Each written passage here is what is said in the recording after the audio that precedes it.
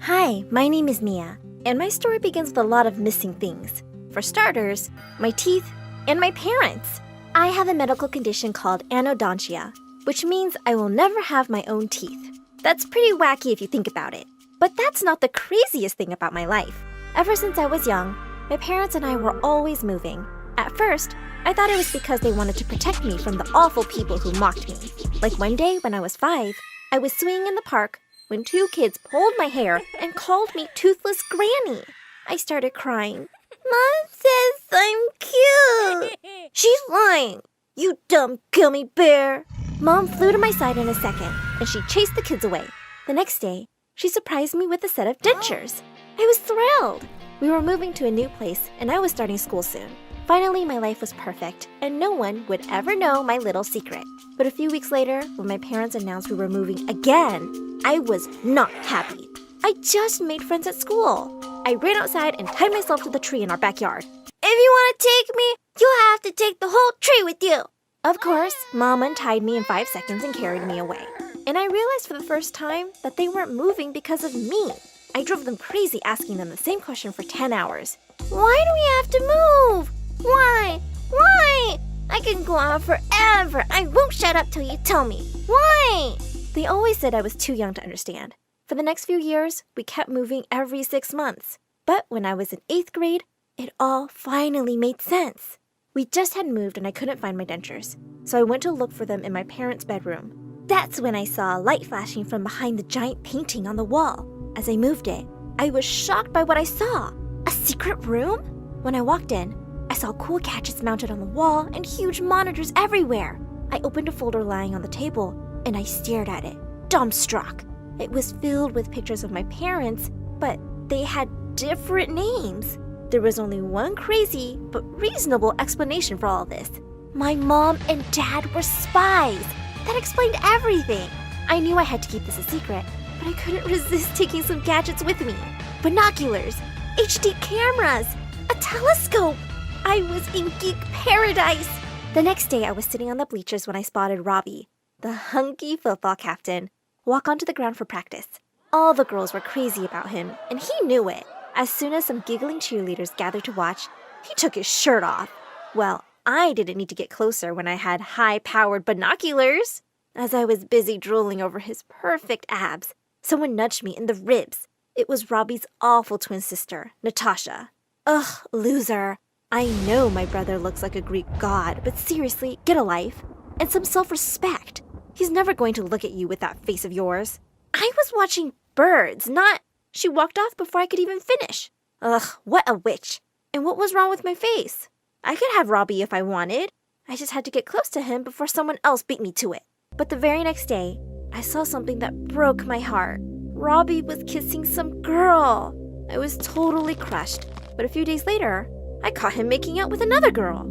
How many people was he dating? I decided to spy on him for a little while longer and discovered that Robbie was dating more than half the class. I couldn't believe I had a crush on this 100-timing jerk. But since I was a sucker for justice, it was my duty to tell everyone about this creep. So I sent anonymous messages to everyone he was dating with proof of his cheating. The next day, Robbie was dumped by 15 people at lunch. I can't believe I was dating a jerk like you. Go kiss your own reflection, Robbie. It felt so awesome to help good people and expose the bad ones. And that gave me a brilliant idea. I set up a website where people could reach out to me with their problems, and I'd help them. Anonymously, of course. With my newfound spying talents, I exposed a bunch of bullies, cheaters, thieves, and gold diggers. And pretty soon, I became a secret hero. Everyone in school was curious about my identity, and I came to be known as The Catcher. As I was going through my long list of requests one day, I was really shocked to see one from Natasha. She said she was secretly dating a new boy, and she thought he was cheating on her. She sounded so heartbroken, I just had to help her. The next day, I followed her boyfriend, Jack, to a restaurant. But I suddenly bumped into someone, and when I looked up, he vanished into thin air. Where'd he go? Suddenly, I heard a voice behind me. Who are you and why are you following me? Also, you're not very good at it. I stared at him stupidly for a few seconds. Wow, this boy was gorgeous up close and smart. Okay, you caught me. Your girlfriend asked me to follow you. You're lying, because I don't have a girlfriend. What? Aren't you dating Natasha? No way. She keeps asking me out, but I'm not interested. Natasha was such a liar. I texted her and told her I wasn't doing the job for her. My dad is a cop, you know. I can find your identity in seconds. Whatever. I wasn't going to fall for her stupid bluff. The next day when I entered school, I saw something all over the walls that made my heart stop. They were pictures of me with my dentures off, with "Toothless Freak" written on them.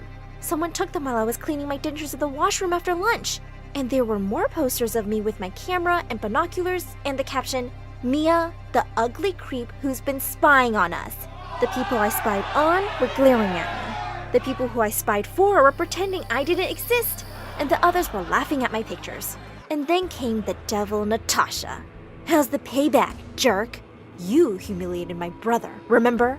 No, your brother did that to himself. He deserved it. I think you framed him because you couldn't have him, you toothless witch. I think you did all this because you can't have Jack. And you know what? I'd rather be toothless than be an awful person like you. At least I can fix my problem by wearing dentures. But you can't buy a nice personality or a good heart. She stared at me in shock. And just as she was about to attack me, someone suddenly stepped in. It was Jack. I can't believe you stooped so low, Natasha. Take these posters off, or I'm filing a complaint against you to the principal for bullying.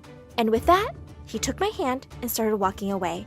As I looked back at Natasha, I could see her face turning every shade of purple. After that, Jack and I started hanging out more often, and I could talk to him about anything, even my condition. Then Jack asked me out. Of course I said yes. I also decided to shut down my website. I made a public announcement during lunch. Guys, my spying days are over. You all should learn to deal with your lives yourselves. I focused on my studies after that, and my parents kept sending me money and emails, but it had been a couple of years since I last saw them. That made me kind of sad. I wish they'd been around when I needed them. Jack and I got into the same college. We gave each other a loving kiss with no clue that our lives were going to be flipped upside down soon. One day, I was sitting in the lounge by myself when 50 people in suits barged into my apartment. My parents were with them. Mom, Dad, where have you been? We'll explain later, darling. We all have to go into hiding right now. What? I'm not going anywhere. What about college? What about Jack? Sorry, Mia. This is non-negotiable. Go, go, go! Before I could protest anymore, the agents literally put me in a car and moved us to a new place. My hair was dyed red, and I was given a new name, Selena. All my social media accounts and the numbers from my phone were wiped clean. And the worst? I was told not to contact Jack for my own safety and his. I couldn't believe it. I'd worked so hard to build my life, and it had been torn to pieces. I got really mad at my parents and decided to run away and live alone. It was my only way to try and have a normal life. I used a different identity to get a part-time job at a cafe, and I continued with my studies. One day while I was working at the cafe, I saw a customer shouting at his wife. I just couldn't stand there and watch. I marched right over and told him off in front of everybody. As a few other people joined me and the rude man muttered an apology, I turned around to see someone I never thought I'd see again. I thought you were letting people deal with their lives themselves. Jack? I nearly smothered him with a bear hug. He said he'd been searching for me for a year with no luck. But one day, out of the blue, my parents called him and told him where I was. What? They've known all along where I am? Of course, they're spies. Yes, but they decided to stay away so you can live your own life. They asked me to take care of you and to tell you that they really love you. Hearing that, I burst into tears. I wished I could meet them. But of course, I had no idea where they were by now. It's okay, Mia. I'm here for you now, and I'll never leave you alone. Soon after I graduated with a business degree, we got married on a beach, and it was perfect. Except that I really missed my parents. We settled into our new home, and I had a good job at a company waiting for me. But I didn't feel really happy. Something inside me wanted to do something that helped other people. And that's how I decided to go into training to become a firefighter. A year later, Jack and I were blessed with twin babies. And now I had to leave them behind to go off to my dangerous job. I understood how hard it was, and how my parents must have felt leaving me behind every time. One day, when I was at home with the kids, I got an emergency call. A huge fire had broke out in a residential building with hundreds of people trapped inside. I dropped the kids at the neighbors and rushed to the disaster site. Just when we thought we'd gotten everyone out, I spotted a little girl inside. Without a second thought, I ran back straight into the burning building, found the child, and helped her climb out through the window. Just as I was about to get out, a burning beam fell on my head and I blacked out. When I opened my eyes inside the hospital, I couldn't believe what I was seeing. Mom and Dad were standing by my side. They instantly hugged me tight. We're so sorry we haven't been there for you, Mia. No, Mom, Dad, I understand that you had something really important to do, and I'm really proud of you guys. But I still think what you did to me wasn't fair. We don't expect you to forgive us now, but please let us make it up to you for lost time. I decided to give them a chance. Fast forward 6 months, and I fully recovered and I'm back at my job. My parents have retired from their exciting lives now, and they live right next to me. Even if they couldn't really experience my childhood, I don't want them missing out on their grandkids. And I forgave them eventually.